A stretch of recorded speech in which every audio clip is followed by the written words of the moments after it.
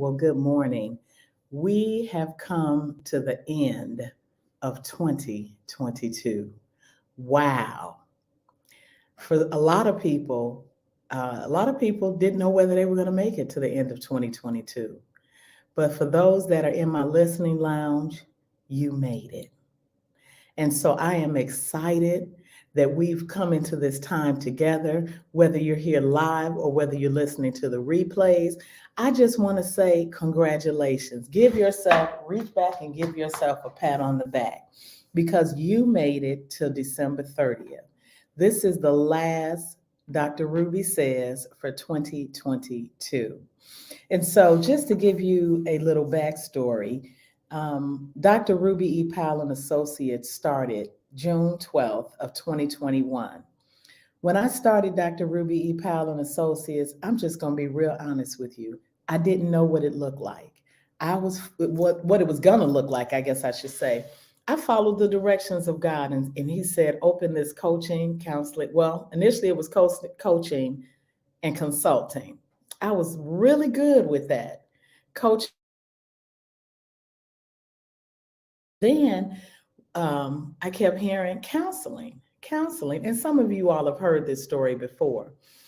And I said, although I have a master's in counseling, I'm qualified and have been doing counseling for years, I didn't want to add it to my business title because then that would obligate me to do counseling, right?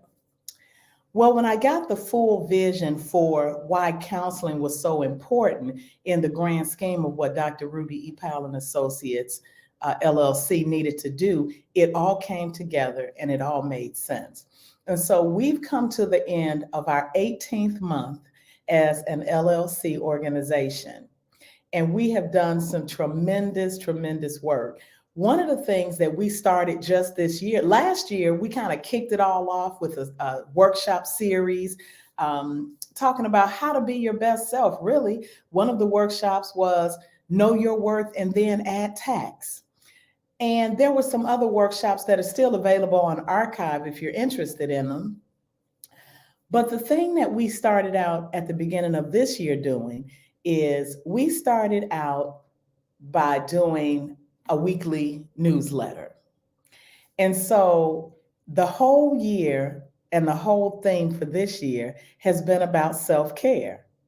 Now, you hear a lot in the media and in other circles about self-care, but I just want to believe that I took self-care to a whole nother level because people when you think about self-care, what do you think about? Oh, it's time to go and lay down on the table and get a massage.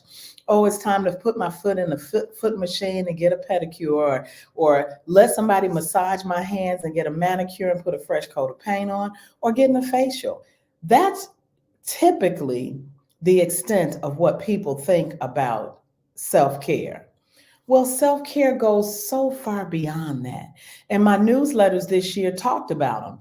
If you missed the newsletter or you weren't subscribed at the very beginning, no worries. They're all on my website, www.rubyepowell.com. You can go in, you can look for the titles that interest you, and you can read the newsletter. But more importantly, don't wait to do that. Subscribe to the newsletter so that once a week it'll come to your inbox and you'll have an opportunity to read it fresh and new. Those that resonate with you, make a file for them, keep them so that you can review them again. Those that don't resonate with you, keep them anyway because they may bless someone else. Or you can invite them to subscribe to the newsletter. But let's go ahead and get started. I'm going to do a year-end, END, IN review. And so this year, as I said, we talked about self-care. And I'm just going to kind of hit the high points of each quarter. My team was so amazing. They just made things so much easier for me in terms of what I will talk about each quarter.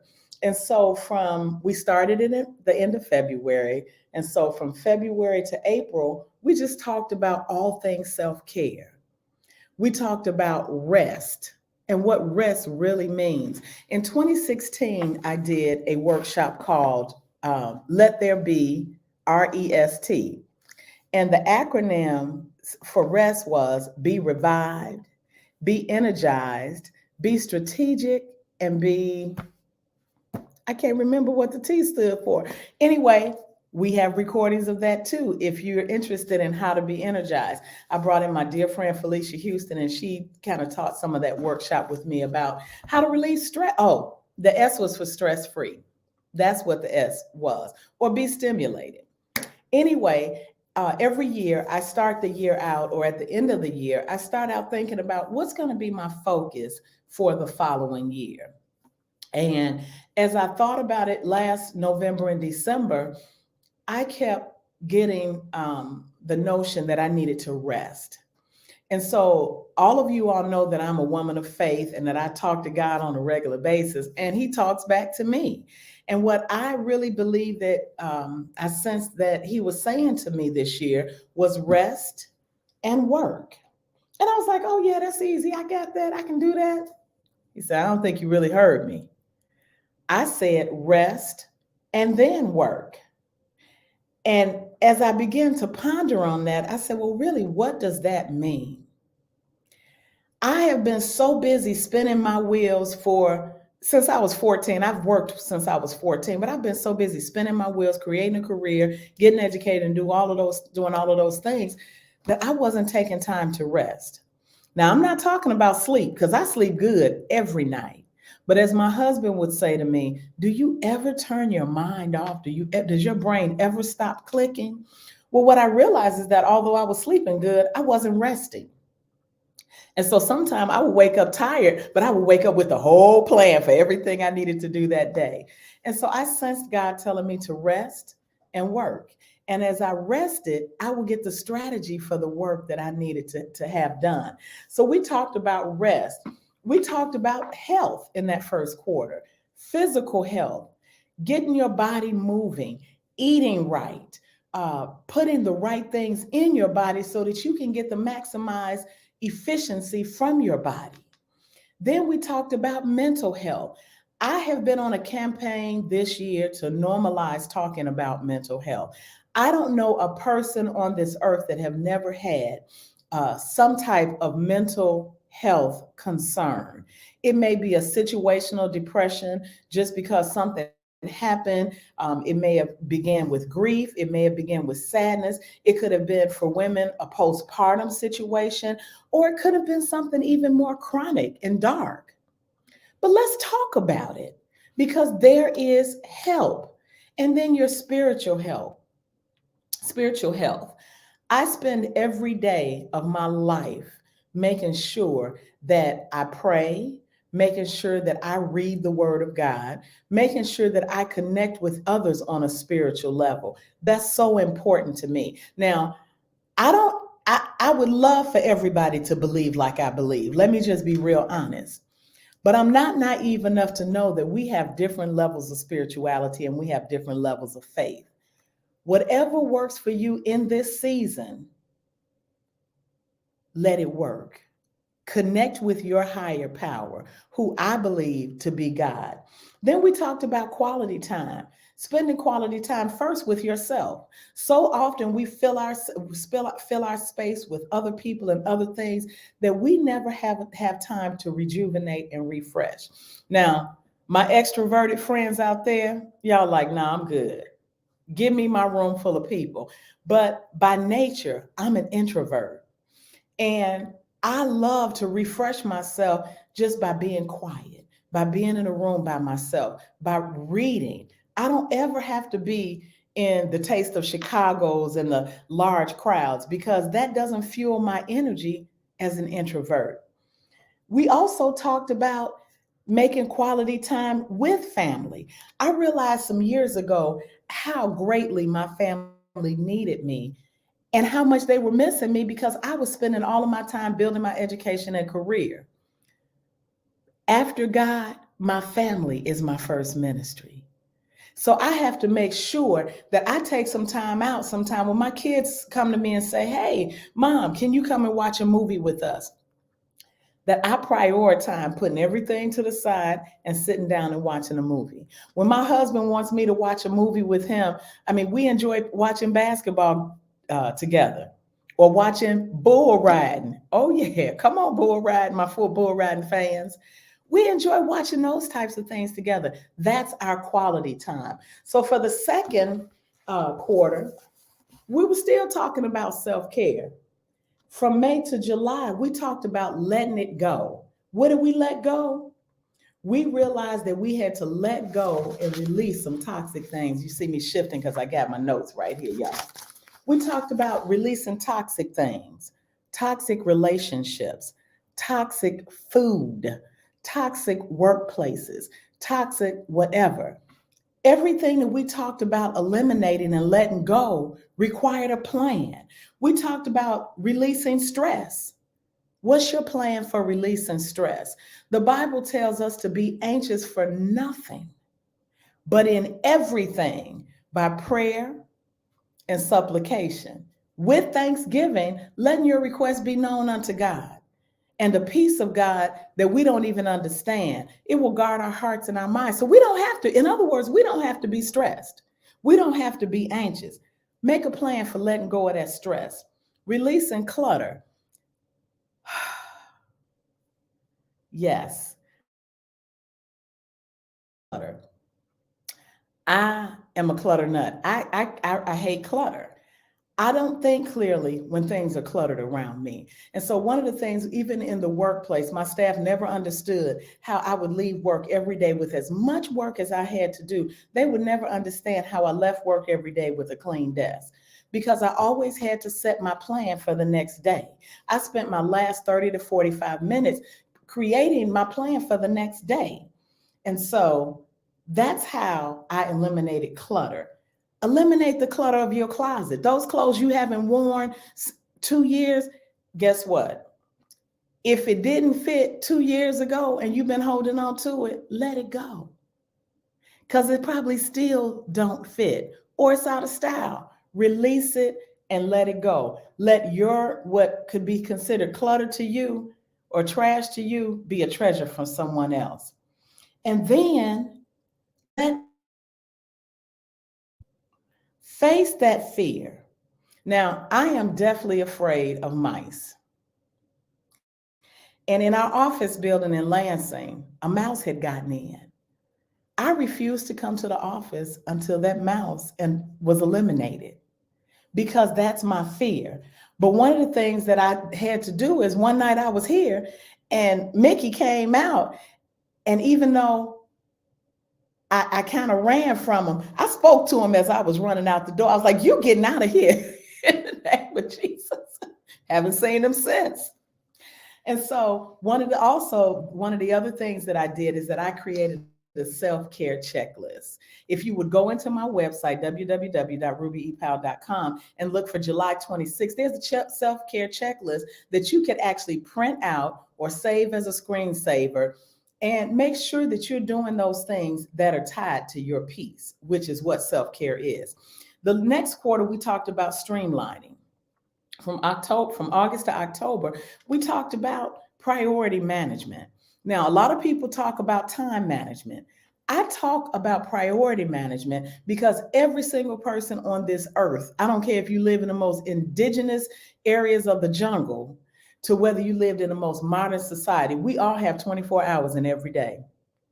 Your time zone may be 12 hours ahead of ours, but guess what? We all got 24 hours in a day. So it's not about managing the time per se, it's about managing the priorities.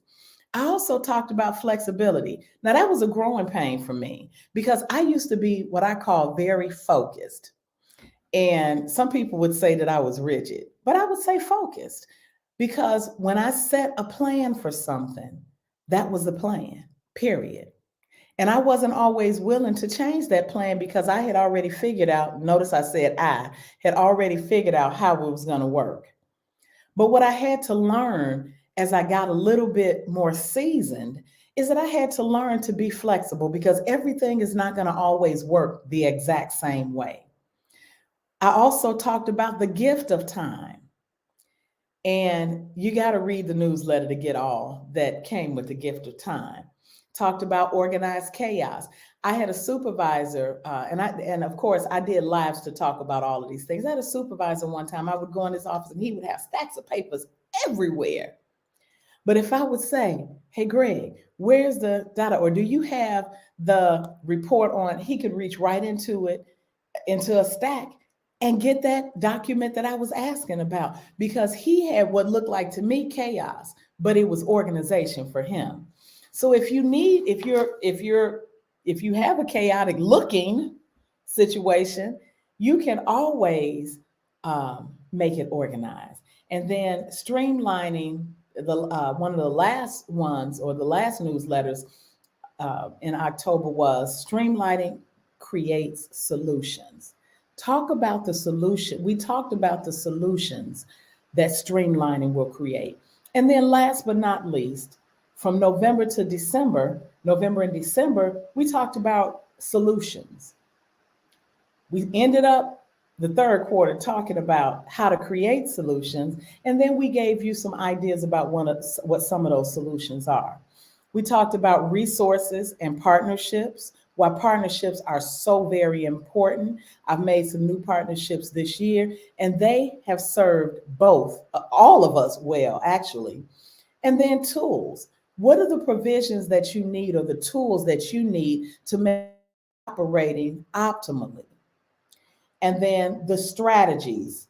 What deliverables what strategies have you created to produce the deliverables that you need? I'm so excited about 2023. I'm not mourning 2022 going out, because we did some great things. But guess what? 2023 gives us the opportunity to do some even greater things. We are expanding our offerings.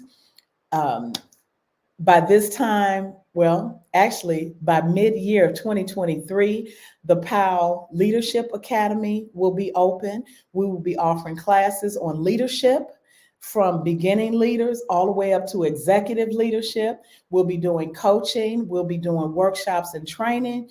So excited. Oh my goodness. But as you can quite imagine, all of these things are daunting.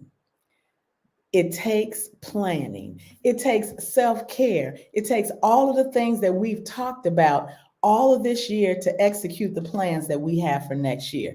We will still be offering individual coaching for executive leaders, which is what our coaching program is designed for. We will still be offering counseling to prepare those who have some limiting beliefs or some trauma past. We'll still be offering brief counseling to get them ready for the coaching process. Because if you don't know the difference between coaching and counseling, counseling deals with all of the stuff from the past that we bring into the present. Coaching takes us from the present into the future. We're also continuing in our consulting, which is consulting with businesses who are already in existence to make sure that their mission and vision marry each other, and that they all come together and create a healthy, wholesome union with the practice. So often we have our mission and vision, and for companies that have been in business for a very long time, we know what we started out to do, but over the course of time, things begin to evolve. So one of the things that we may have to do, great morning, LaSteiner, some of the things that we end up having to do is we have to go back and dig into our mission and our vision. And we have to see is if our mission and vision are still in line with our practice. And if our practice have changed, we need to examine whether the mission and vision are still the same. If the mission and vision are still the same, then we may have to examine the practice. And I create individualized staff development plans and professional development plans to make sure that that business gets back on course and stay on course, so that it's sustainable, so that it doesn't go out of business. One of the things, we've been challenged this year with a lot of different things in my family, but guess what? Our businesses still exist, and we're growing, we're scaling, we're expanding, and I can't wait to share with you all the great things that are happening for us in 2023. And so Typically, you know that my lives are usually only about 12 to 15 minutes, but this is the year end review. And I just wanted to make sure that I took the time to celebrate all of the things that we've done this year, taking the time to allow you to celebrate with us and to help us and to encourage us as we go into the next year. Again, Dr. Ruby E. Powell Live, and go into, if you're not already subscribed to the newsletter, please do. We've got some great things up and coming. Next year, we're going to talk about, I'm not going to tell you yet.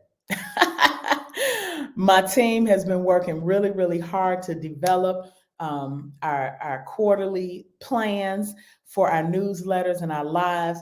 We're not going to tell you just yet what the theme for next year is, but guess what? It's going to be good. It's going to be really, really good. And it's going to be really helpful. And so we won't be back on again until the second Friday in February. No, I'm sorry, the second Friday in January. I just tried to skip all over January. What happened? The second Friday in January, we'll be back on. And we look forward to you connecting with us. Invite some of your friends to subscribe to the newsletter. Invite some of your friends